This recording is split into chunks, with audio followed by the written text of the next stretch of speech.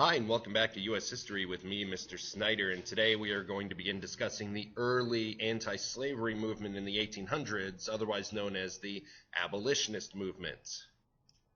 Learning targets today are to talk about what life is like for enslaved people. Hopefully that's a review for you. We'll discuss the leaders and the activities of the Abolitionist Movement, and we'll discuss why most Southerners and even some Northerners would oppose abolitionism. So let's just put things into context and contextualize here for a little bit. Slavery situation in the North, they object to it on moral grounds. So by 1804, slavery has died out in the North and all northern states have it outlawed. By 1807, the Atlantic slave trade is outlawed, but that did little to stop slavery because now we have enough slaves in America where they can procreate and make more slaves. In the South, slavery is an established institution. It's a very, very important part of the economy because everybody's growing cotton now. They've shifted from tobacco to cotton with the invention of the cotton gin in the 1790s. There are 2 million slaves in the U.S. at this point, and 1/3 of them are children. So slavery, if you didn't know, it's kind of difficult. They have miserable conditions, bending over, back-breaking labor, picking cotton. No basic necessities. It's in the heat of the South and the humidity of the South. It's awful work. And there's no hope of ever escaping unless you're doing something illegal and running away. So how do they maintain their hope? They do it with family and religion. They pass down their traditions from family to family, their stories, their songs, a lot of them spirituals from back home. Some of them new Christian-laced spirituals because their religion is basically a mix of African religion and new Christianity introduced to them. But religion does play a very important role in their life. So how do we resist slavery? A lot of times slaves would just sabotage their own work and break their tools on purpose and claim that it was an accident.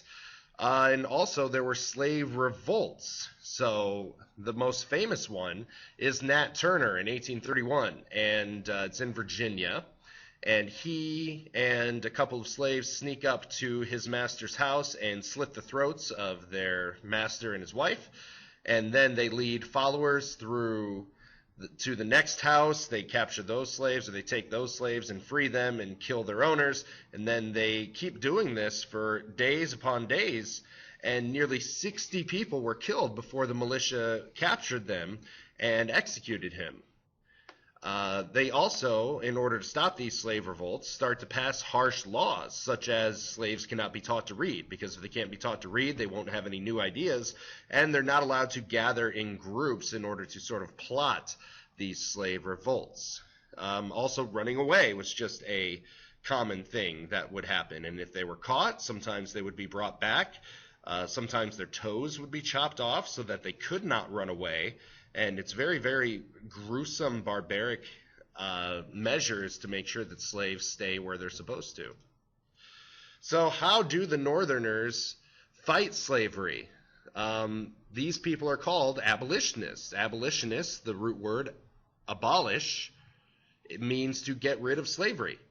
And one way that they did this was through the Underground Railroad. It's a secret network of people, not necessarily underground, but underground in the sense that it's secret. They hide slaves during the day and then let them go on to the next point on the railroad at night until they get to the North or Canada. Harriet Tubman, a black woman, was a famous part of the Underground Railroad. She's known as Black Moses, and she guides hundreds of slaves to safety in the North and Canada herself. William Lloyd Garrison, a white man, begins publishing one of the first anti-slavery newspapers called The Liberator. And he favors, there's different sectors of abolitionists. Some want slavery right away. Some think that they could all be brought to the North. There's different things that they think about. Garrison believes that we should just free the slaves right away. He thinks blacks should have full political and social rights alongside whites. Also, another famous African American is Frederick Douglass. So we have Harriet Tubman and Frederick Douglass. He's a former slave himself. He escapes in 1838 to the North and becomes a powerful speaker at abolitionist meetings. Some people thought that he couldn't be a slave himself because he was so educated and he was so an eloquent speaker. So people questioned whether he was a slave himself, but he could tell you such details about it that it was a really, really good first-hand account of what slavery was like to Northerners. Abolitionists form organizations such as the American Anti-Slavery Society, founded by Garrison, and they print anti-slavery pamphlets and give them to churches, and they try to insist that holding these slaves are counter to Christian ideals and Christian principles. And that's basically what a lot of this abolitionist movement is coming out of, is the Second Great Awakening. So along with the women's movement, the abolitionist movement, the temperance movement, everything's coming out of the Second Great Awakening. Angelina and Sarah Grimke are basically feminists, for lack of a better word, and they're also anti-slavery. They're abolitionists. So they see slavery firsthand, they don't believe it's right, and they move north to join the abolitionist movement. We'll get to more of them later. Henry David Thoreau is a philosopher, and he refuses to pay a tax that he felt supports slavery. And he basically says that people have the right to disobey laws that they feel are unjust, and that is called civil disobedience. It alienates most people, but that's okay. It's a form of disobedience. It's a form of protest that Martin Luther King will use later on when he is fighting for rights of African Americans. Now, why would anybody oppose slavery?